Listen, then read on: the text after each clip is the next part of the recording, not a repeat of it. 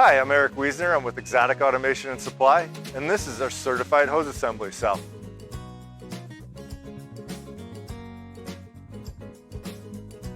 What we do here is we do compressed natural gas hose assemblies, liquid propane hose assemblies, and anything that needs to be certified, whether it be pressure tested, checked, PPAP'd, or any type of certification you could possibly ask for.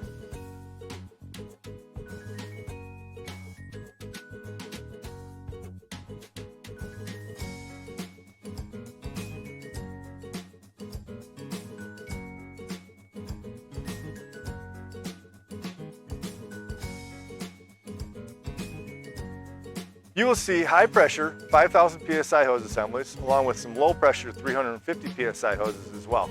Our brake lines typically run about 200 PSI to 300 PSI, and we also manufacture tube assemblies in the cell as well.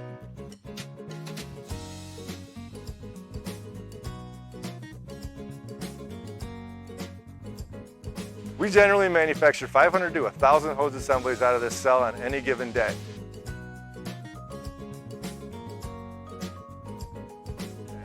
Please visit us at our website at www.exoticautomation.com or contact us if you have any questions.